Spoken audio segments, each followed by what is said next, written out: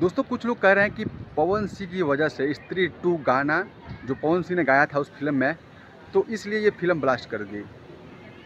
मैं सबसे कहना चाहता हूँ, बहुत सारे जो यूट्यूबर हैं पवन सिंह के, उनके यूट्यूबरों से मैं कहना चाहता हूँ कि भाई अगर इतना ही पवन सिंह में पावर है तो अपने फिल्म को हिट क्यों नहीं करा पाते। ये अच्छी बनी है, अच्छा एक्ट किया गया है, अच्छा से इसका प्रमोट किया जा रहा है, इसका अच्छा से प्रमोशन किया जा रहा है, इसलिए ये फिल्म हिट हो रही है।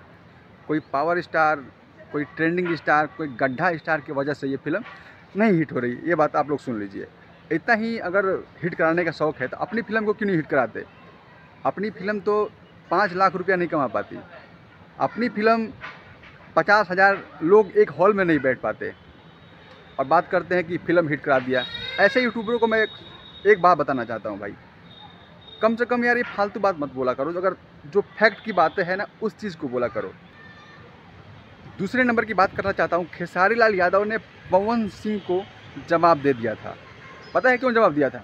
क्योंकि विशाल सिंह ने खेसारी लाल यादव को मसूरिया बोला था। कहीं ना कहीं खेसारी लाल यादव को ठेस पहुंचा था इस बात से, और इसीलिए इवेंट रखवाया गया। उसके बाद उसी बहाने पवन सिंह पे निशाना खेसारी लाल यादव ने साधा।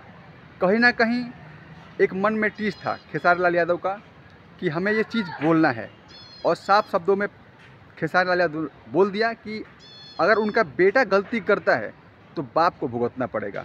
कहीं ना कहीं अगर विशाल सिंह खेसारी लाल को कुछ उल्टा बोलते हैं, चाहे बहुत सारे जो यूट्यूबर हैं पवन सिंह के अगर कुछ गलती बोलते हैं, तो खामियाजा भुगतना पड़ेगा पवन सिंह को। एक तरह से चेतावनी है पवन सिंह को। तो सबसे मैं भी कहूँगा कि जितने भी यूट्यूबर हैं भाई लोग, अपने गुरु जी का ध्यान रखिए और ऐसी बातें मत बोलिए जो खेसारी लाल को दिक्कत हो। धन्यवाद, नमस्कार। आप लोग देख रहे हो नई बस्ती ब्लॉग। मैं आप सबका भाई अर्जुन।